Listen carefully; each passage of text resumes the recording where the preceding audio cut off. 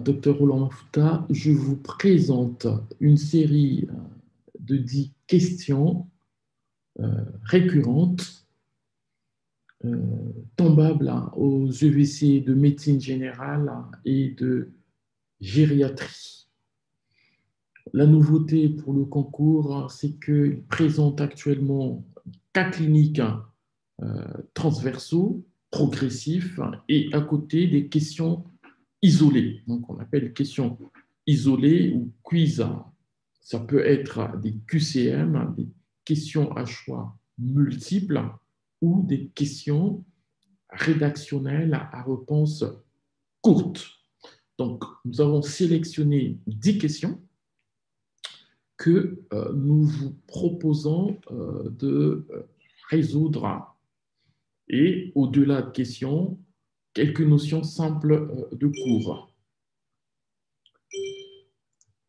Alors, première question, quels sont les éléments cliniques et imagériques définissant ou évocateurs d'un accident ischémique transitoire? On est dans la neurologie, particulièrement dans les accidents vasculaires cérébraux. Le collège de neurologie présente actuellement les accidents vasculaires cérébraux de façon à distinguer les ischémiques et les hémorragiques. Les accidents ischémiques se présentent en AIT, ischémie transitoire, ou accident ischémique transitoire, et accident vasculaire ischémique constitué. Voilà. On parle d'accident vasculaire constitué, il ne s'agit pas de l'hémorragie, il s'agit de l'ischémie. Et on parlera, si on veut évoquer l'hémorragie, d'AVC hémorragique. Bon. Question est de savoir quels sont les éléments qui définissent finalement l'AIT ou l'accident ischémique transitoire. Pour parler d'accident ischémique transitoire, et le diagnostic, c'est un diagnostic d'interrogatoire, vous avez besoin à l'interrogatoire, si vous ne voyez pas le patient dans l'heure, identifier les signes neurologiques focaux ou un signe neurologique focal d'apparition brutale. La notion de brutalité est importante. Il s'agit d'un accident. Donc, ce n'est pas quelque chose qui se constitue progressivement. C'est un accident, c'est aigu, c'est brutal. Vous devez avoir un déficit neurologique d'apparition brutale pouvant toucher la motricité, la sensibilité, la vue ou affecter le langage. Donc, il faut avoir un déficit moteur, neurologique, focal, pouvant être moteur, sensitif, visuel ou un trouble du langage d'apparition brutale et ayant régressé en moins d'une heure. Attention, avant, on parlait de 24 heures. Actuellement, l'heure. La définition, c'est l'heure. Le symptôme doit être apparu et régressé en moins d'une heure. C'est extrêmement important. Donc, généralement, vous n'allez pas assister à cet accident-là, à moins que la personne déclenche l'AIT au cours de son hospitalisation dans votre service. En ville, on va vous appeler. D'accord? Donc, le diagnostic va vraiment reposer sur l'interrogatoire policier pour finalement sortir la description sémiologique de l'accident. Mais vous devez avoir une imagerie cérébrale par IRM tout à fait normale. Attention, en cas d'AIT, l'examen clé, c'est l'IRM. Vous devez faire l'IRM pour s'assurer qu'il n'y a pas de lésions constituées imagériques. Voilà. S'il y a une lésion constituée, probablement l'accident date de plus d'une heure et on n'est plus dans l'ischémie transitoire, mais dans l'ischémie constituée, une autre notion nosologique. Très important. Donc, retenir que actuellement, pour parler d'AIT, vous devez avoir un déficit neurologique de survenue brutale qui régresse en moins d'une heure, déficit pouvant être variable, pouvant toucher la motricité, la sensibilité, la vision, le langage. Et votre imagerie clé qui est l'IRM doit être normale. La recommandation actuelle veut que, en constatant un accident ischémique transitoire, si on s'assure que les signes ont bien régressé en moins d'une heure, hypoglycémie exclue, on a le droit de donner 160 mg à 300 mg d'aspirine, de cardégique, avant même d'adresser la personne dans un stroke unite, donc, ou unité de neurovasculaire. Deuxième quiz, question QCM. La prescription médicamenteuse sur ordonnance simple doit contenir les éléments suivants. Attention, en médecine générale, on peut poser des questions sur tout et n'importe quoi, notamment sur la prescription, l'ordonnance. Pourquoi? Parce que vous êtes appelé à exercer à l'hôpital comme en ville. Annales de médecine générale 2019. Question sur la prescription médicamenteuse. Alors, notre question, sur votre prescription sur ordonnance simple, attention, il y a deux types principaux d'ordonnance, l'ordonnance simple et l'ordonnance sécurisée. Les deux pouvant être des ordonnances bisones. Voilà. C'est quoi une ordonnance bisone? Une ordonnance bisone, c'est une ordonnance qui a deux parties. La première partie réservée aux affections longue durée, ALD, et la deuxième partie en rapport avec des prescriptions n'ayant pas de rapport direct avec l'affection longue durée. Donc, les items qui nous sont donnés sont les suivants: identification du prescripteur, identification du patient, âge et poids pour les enfants, nom du médicament DCI, posologie, voie d'administration et durée, et la date et la signature sont facultatives. Donc, question.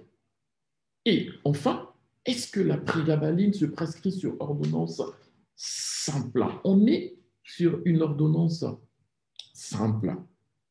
Quelle que soit l'ordonnance, vous devez impérativement identifier le prescripteur.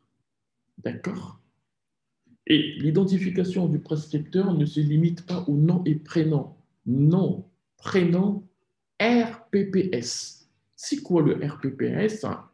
C'est un numéro unique attribué à chaque professionnel de santé, particulièrement médecin, sage-femme, infirmier. Identification unique, attribuée pour le médecin par le conseil de l'ordre. Donc, ce numéro permet d'identifier le prescripteur. En ville, il y a de façon associée le numéro ADELI, qui est un numéro attribué par la sécurité sociale. En structure type hôpital, à part votre RPPS, il faut identifier le centre de santé, la structure de soins, l'hôpital, la clinique, par son numéro FINES, numéro d'établissement. Donc, bien identifier le prescripteur, qui êtes-vous? Nom, prénom, on n'a pas besoin de la date de naissance du prescripteur, mais son RPPS, c'est son numéro. Et ce numéro, vous le savez, il vaut de l'or. d'accord? Il vaut de l'or et vous aurez à la fin de votre parcours l'attribution d'un tel numéro. Donc, vous galérez pour finalement décrocher le Saint Graal. Et le Saint Graal, c'est le RPPS, répertoire partagé des professionnels de santé. On doit impérativement identifier le prescripteur, mais aussi identifier le patient. Donc, il faut évidemment l'identification du prescripteur et il faut impérativement identifier votre patient.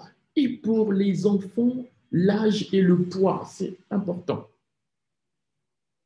Pour les personnes âgées ou adultes, nom et prénom identifiés.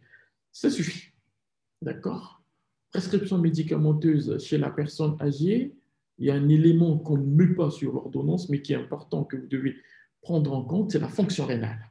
D'accord? C'est la fonction rénale. Ensuite, l'âge et le poids pour les enfants, on l'a dit. Et enfin, vous avez besoin ou vous devez mettre typiquement, idéalement, dans le meilleur des mondes, votre médicament, votre molécule en DCI, dénomination commune internationale, ou à défaut, non commercial, tout en sachant que le pharmacien a le droit de le substituer par un générique, que actuellement le patient n'a pas le droit de refuser, sinon il paye. D'accord? On doit préciser systématiquement la voie d'administration et la durée du traitement. C'est tout. La signature est obligatoire.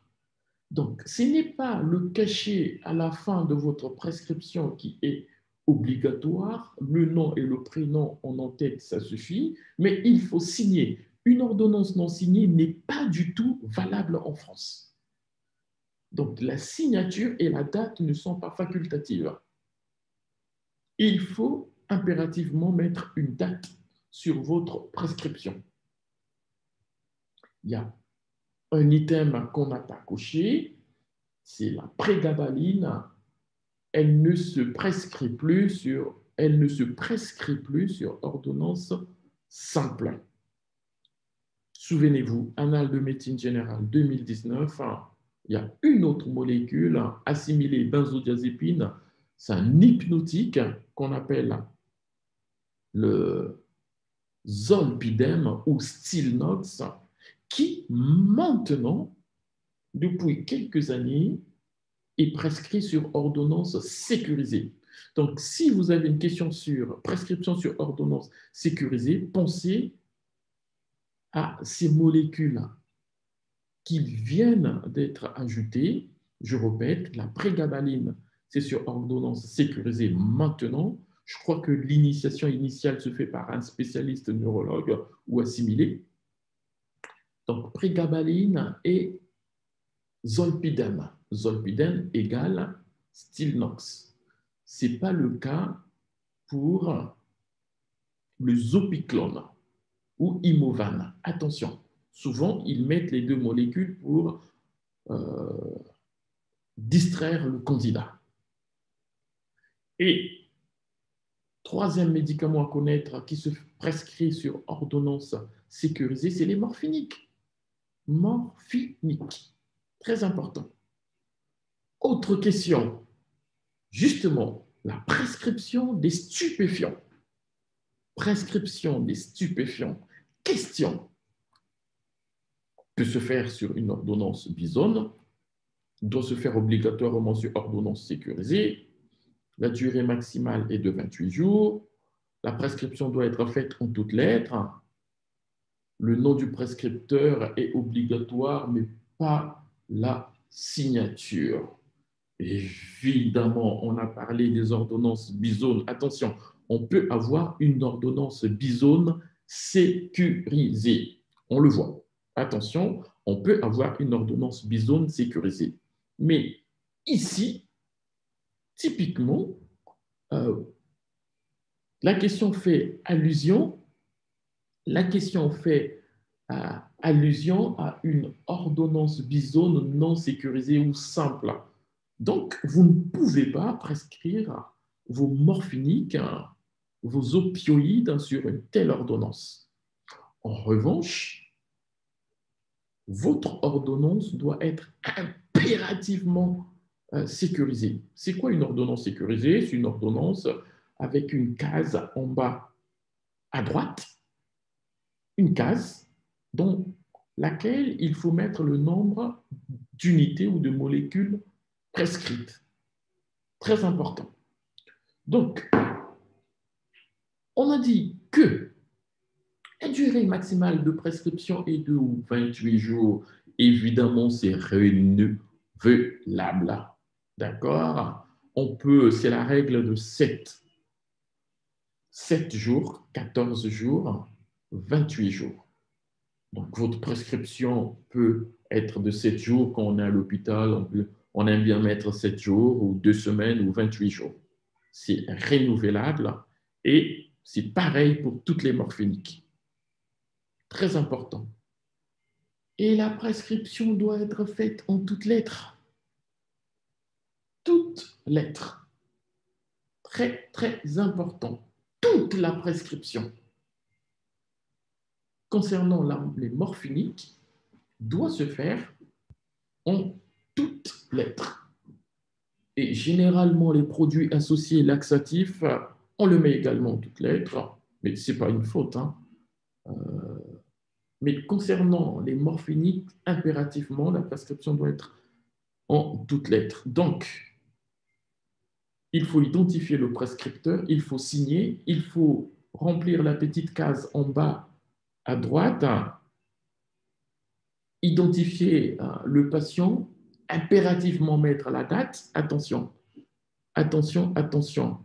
Il y a un délai légal pour se présenter en pharmacie avec une ordonnance de morphinique. Je ne sais pas de combien de journées elle est, mais vous ne pouvez pas vous présenter avec une prescription de stup, donc morphinique. Une semaine après la prescription, c'est louche, ça ne passe pas en pharmacie. Il y a un délai légal, on ne vous raconte pas ici des bêtises, mais il y a un délai légal pour se présenter en pharmacie avec sa prescription de morphinique. Donc, bien écrire en toutes lettres, oxycodone, libération prolongée, 5 mg en toutes lettres, toutes les 12 heures, en toutes lettres. On pouvait ajouter soit 2 fois par jour en toutes lettres pendant 28 jours. Après les 28 jours, il faut que vous refassiez une autre prescription. Attention. Et vous devez signer votre prescription. D'accord. Question suivante. Cardiologie, question de cardiologie. Dans l'insuffisance cardiaque à fraction d'éjection préservée, c'est quoi une insuffisance cardiaque à fraction d'éjection préservée court? Il faut que votre fraction d'éjection soit supérieure à 50%. Et on parlera d'insuffisance cardiaque à fraction d'éjection VG altérée quand vous aurez une fraction d'éjection inférieure à 40%. Entre les deux, c'est intermédiaire. D'accord? Donc, anciennement, l'insuffisance cardiaque à FEVG préservée, ça s'appelait l'insuffisance cardiaque diastolique. La classification a changé, chers confrères. Elle est maintenant échographique. Donc, anciennement, c'était une classification qu'on qualifiait de physiopathologique. Oui, mais elle se fait sur la base de l'échographie. Donc, souvent, les questions tournent autour quel est l'examen pour typer votre insuffisance cardiaque, échographie cardiaque transthoracique, sur quel élément? L'élément, c'est la fraction d'éjection VG. Donc, question dans l'insuffisance cardiaque fraction d'éjection préservée, aucun traitement n'a prouvé une réduction de morbimortalité. 2. Diurétiques peuvent être utilisés. 3. Ou C. UEC ARA2. C'est quoi UEC ARA2? Lisez vos cours. Inhibiteur de l'enzyme de conversion. Et ARA2, antagoniste des récepteurs de l'angiotensine 2. Voilà. Physio-néphro. Question, je dirais E, non, D plutôt. D, bêta-bloquants ou inhibiteurs calciques sont proposés pour ralentir le rythme cardiaque en cas de FA ou de fibrillation ventriculaire. D'accord. D, qu'on a sauté ici, il faut optimiser le traitement de l'HTA. Voilà, donc on a mal classé, mais enfin, tous les items sont là. Alors, donc, réponse, on réfléchit quelques instants. Il faut retenir que dans l'insuffisance cardiaque, à fraction d'éjection préservée, aucun traitement n'a prouvé une réduction de morbimortalité. Il n'y a pas de médicament type dans l'insuffisance cardiaque à fraction d'éjection préservée. Posez la question à votre collègue cardiologue, il va vous le dire. Il n'y a pas de médicament clé dans l'insuffisance cardiaque à fraction d'éjection préservée. Il n'y a rien. Dans l'insuffisance cardiaque à fraction d'éjection altérée, donc fraction d'éjection inférieure à 40, il y a 4 familles de médicaments systématiquement prescrits. Je ne vous donne pas la réponse, il faut lire. Question tombable, hyper tombable comme on dit. Revenons ici. Donc, il n'y a pas de traitement. Il n'y a pas de traitement. Si vous avez en cas clinique une insuffisance cardiaque diastolique ou une fraction d'éjection préservée, on vous demande quel est votre traitement. Le traitement, il est symptomatique. Point. D'accord? Donc, si c'est symptomatique, on peut utiliser les diurétiques s'il y a une rétention hydrosodée ou une surcharge hydrique, mais attention aux fortes doses de diurétiques, d'accord, qui peuvent désamorcer le VG.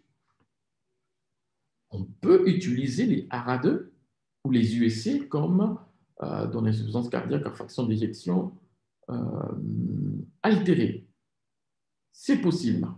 C'est possible, c'est possible, tout comme il faut optimiser le traitement de l'HTA. En fait, c'est voilà, c'est l'une des principales causes d'insuffisance cardiaque à fraction d'éjection préservée, diastolique. Il faut stabiliser l'HTA pour améliorer votre insuffisance cardiaque. Voilà. Et enfin, bêta-bloquants inhibiteurs calciques, bien sûr, peuvent être utilisés en cas de fibrillation atriale. Question suivante. Cancérologie. Attention, en question isolée, c'est tombable. Citez 7 cancers liés à l'intoxication tabagique. Cancer du poumon et le reste. Et le reste. Et le reste, attention, il y a des surprises. Il y a des surprises. Cancer du poumon, oui, mais pas que. Cancer ORL, oui, ça encore, c'est connu. Attention, souvenez-vous, poumon ORL, cancer du rein. Ah bon, le cancer du rein a un rapport avec le tabac, mais bien sûr. Mais bien sûr. Bien sûr. Ah, il a fait un cancer du rein. Ah, et pourtant, il ne buvait pas. Non, ça n'a rien à voir avec l'alcool. Tabac, oui. La vessie, ah bon?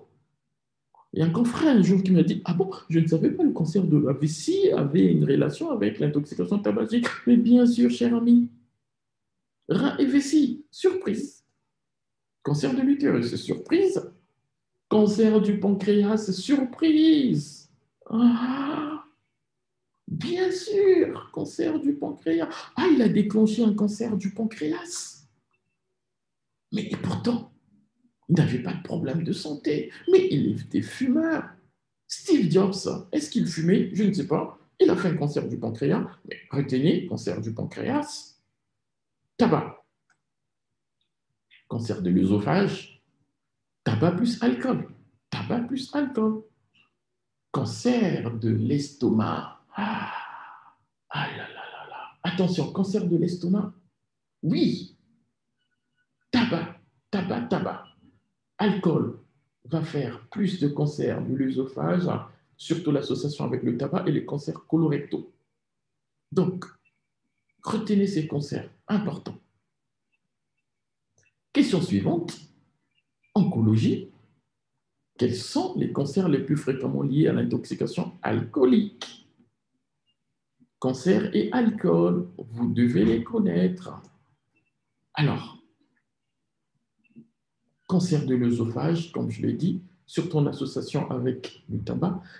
N'oubliez pas les cancers du foie, ça c'est connu de monsieur tout le monde, hépatocarcinome, par le biais de la cirrhose, d'accord? Donc, intoxication alcoolique, il détruit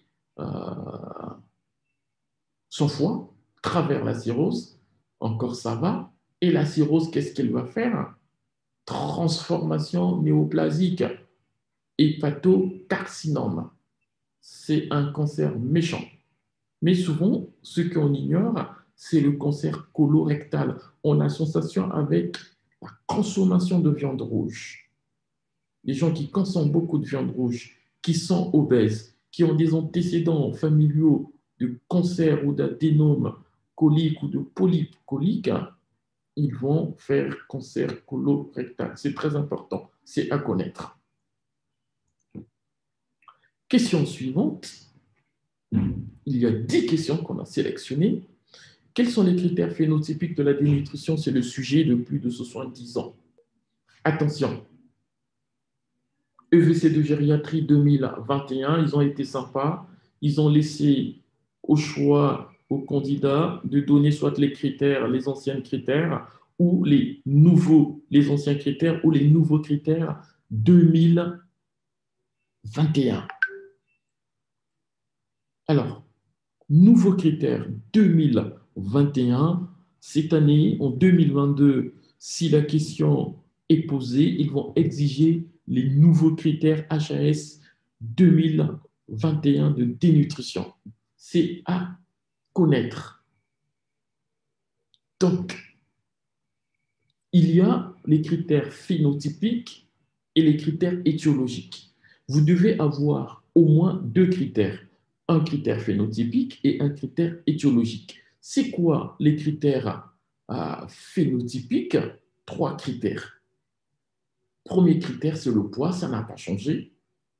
Perte de poids, perte involontaire, hein, je ne parle pas de régime, je parle de perte de poids involontaire supérieure à 5% en un mois ou 10% en 6 mois. Ça n'a pas changé. D'accord? Deuxième critère, attention, ici ça a changé, l'IMC, index de masse corporelle. Avant, c'était inférieur à 21%, non, à 21, là c'est 22. Retenez 22. Et comme j'ai dit au départ, on n'a besoin que d'un critère. Et la sarcopénie confirmée chez le sujet âgé, on n'a besoin que d'un critère. Donc, généralement, ils vont vous donner la variation du poids, calculée rapidement, ou on va vous donner indirectement l'IMC, poids et taille. Comme au concours, ils ne veulent plus de la calculatrice, on va vous donner peut-être l'IMC. Et sarcopénie chez le sujet âgé. Après, critères étiologiques, ici ça devient très intéressant. Vous allez remarquer une chose. Réduction de la prise alimentaire, plus de 50% pendant plus d'une semaine, c'est difficile à quantifier. D'accord? Ou toute réduction des apports pendant plus de 2 semaines par rapport à la consommation habituelle. Ah oui, personnes hospitalisées, grabataires, altération de l'état général, ne mangent pas à l'hôpital pendant 2 semaines, c'est un critère. D'accord? Et s'il a perdu du poids, il est dénutri, ou si son IMC chute, il est dénutri. Donc, une personne qui fait chuter son IMC et qui ne mange pas, il est dénutri. Ça devient plus simple. D'accord? Deuxième critère, je rappelle qu'un des 3 critères suffit également pour les critères étiologiques, C'est difficile à mettre en place en cas clinique ou en pratique clinique courante. L'absorption réduite ou malabsorption, c'est un peu difficile. C'est un peu difficile. Néanmoins, il faut le connaître. Mais on est intéressé par le troisième critère, situation pathologique avec ou sans syndrome inflammatoire. Attention, ça devient très intéressant. Une personne qui perd du poids, qui est en train de faire un cancer, il est dénutri. Point. D'accord? Évidemment, perte du poids, 5% en un mois, 10% en 6 mois. Il fait un cancer, il est dénutri. Il fait une pneumopathie aiguë, il est dénutri. D'accord?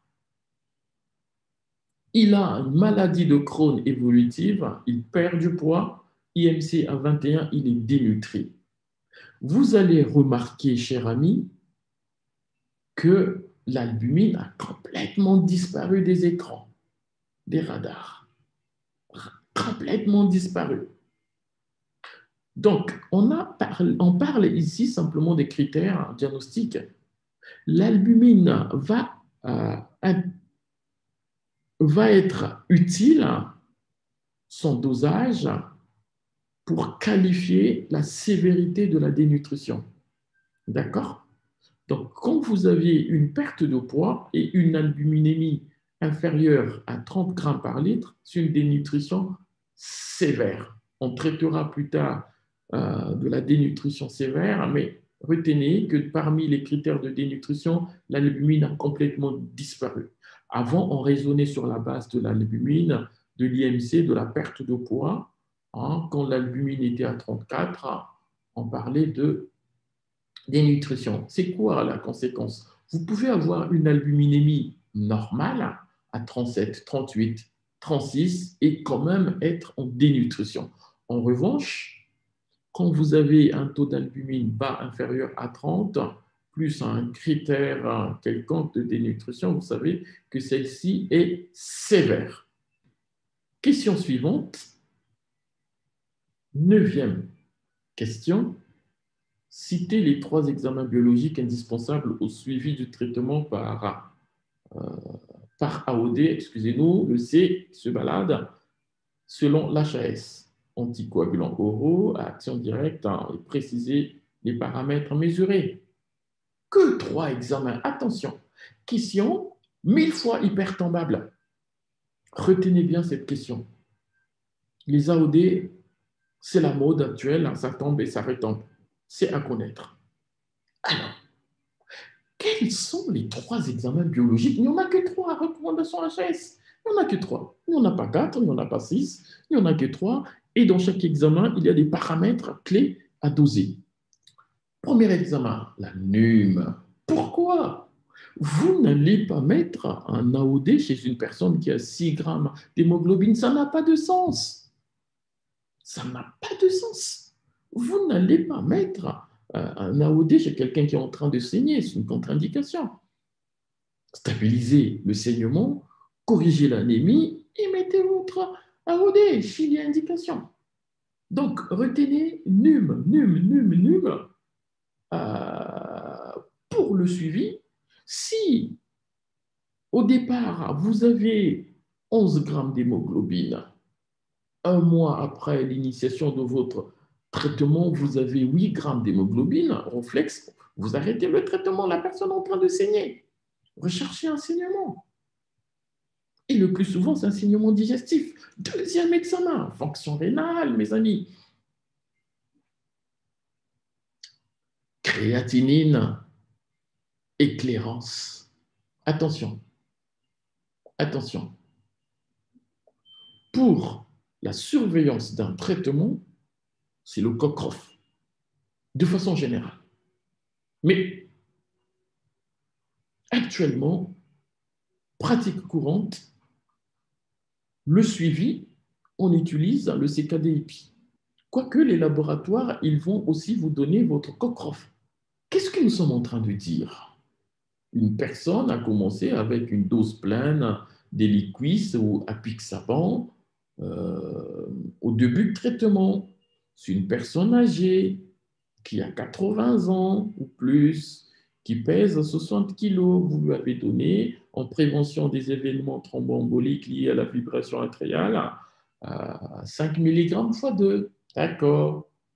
6 mois, 1 an après, dénutrition, la personne pèse 55 kilos et créatinine à 16. D'accord? Réévaluez votre traitement. Il s'agit du suivi du traitement. Cette personne-là est à risque de saignement, risque de surdosage. Troisième élément, le bilan hépatique, mais bien sûr, c'est des médicaments à métabolisme principalement hépatique. Donc, ces médicaments-là, vous n'allez pas les donner en cas de cirrhose décompensée, en cas d'insuffisance hépatocellulaire. On ne donne pas les AOD. Vous savez, en cas de traitement par AOD, il n'y a aucun paramètre pour juger de l'efficacité du traitement. Il n'y a pas de paramètre pour savoir si vous êtes en surdosage. Cependant, quand quelqu'un prend un AOD et qu'il a un TP à 20, il y a un problème, il est surdosé. D'accord? Il est à haut risque de saignement. Quelqu'un sous AOD, il a 25 de TP, il y a un problème, arrêtez le traitement. Attention. Alors, dernière question. AOD toujours. Bilan biologique à réaliser avant d'initier un traitement par AOD. On a dit la même chose. À une exception près, c'est ce que je viens de dire à la fin. Qu'est-ce que je fais avant de mettre mon patient sous AOD? C'est la même chose. Je dois vérifier s'il y a une anémie. Ça n'a pas de sens. Et ça me permet d'avoir une hémoglobine de départ. Autrement, ça n'a pas de sens. Ne prescris pas. Voilà l'élément qui manquait. L'hémostase. Tu dois avoir un TP, un TCA. Vous allez mettre votre patient sous AOD parce qu'il y a une thrombose stable, thrombose veineuse stable, embolie pulmonaire distale, médecine générale 2021, la jeune dame de 38 ans qui avait sa petite embolie, tranquille, d'accord? Avant de mettre votre traitement, si dans votre réponse, vous n'avez pas mis bilan préthérapeutique, vous ratez des points. Il faut un bilan préthérapeutique. Et le bilan, il est biologique quand même. D'accord? Donc, vous commencez à initier votre traitement par AOD, vous dosez votre TP, vous trouvez 15, 20. De toute façon, la personne est probablement en insuffisance hépatocellulaire. Vous allez déclencher une hémorragie cataclysmique si vous le mettez sous AOD. Il n'y a pas lieu. Donc, vérifiez que vous avez un TP. Le TP normal doit être supérieur, je crois, à 70. Mais vérifiez que vous n'êtes pas en dessous de 50 de TP. D'accord? Et si vous avez un TCA 3 fois le témoin de façon spontanée, sans traitement, il y a un problème, il y a une maladie hématologique. Vérifie s'il n'y a pas une hémophilie qui se balade quelque part. Bilan hépatique, nous venons de le dire, je ne veux pas insister là-dessus. Et bilan rénal, là, de départ, c'est important. C'est important, c'est important. Quand on initie le traitement par AOD chez la personne âgée, il y a 3 choses à regarder pour la dose. Je parle de la prévention des événements thromboemboliques liés à la FA, fibrillation atriale. Il y a 3 éléments à regarder. L'âge supérieur ou égal 80. Le poids inférieur ou égal à 60. Et troisième élément, pas la fonction rénale, pas le débit de filtration rénale, le Vidal et la ROCO. Non, c'est même pas une ROCO, c'est le Vidal. Ceux qui ont fabriqué ce médicament disent qu'il faut regarder le taux de créatinine. Le taux de créatinine doit être, si c'est supérieur ou égal à 15, 15 ou 16, vous pouvez vérifier. D'accord? En fonction de ça, on module la dose du moins d'Eliquis ou Eliquis et Apixavan ou de la Rovaro ou Xarelto. Voilà, donc c'est assez important. important à retenir, il y a 4 items, l'anume, l'hémostase, le bilan hépatique et le bilan rénal. Évidemment, on a parlé du bilan hépatique si la personne est en train de faire une insuffisance hépatocellulaire, contre-indication aux AOD. Donc, voilà 10 questions récurrentes, tombables au concours, qu'on tenait à vous présenter sous forme de diapo. Bon courage, bonne continuation et à très bientôt.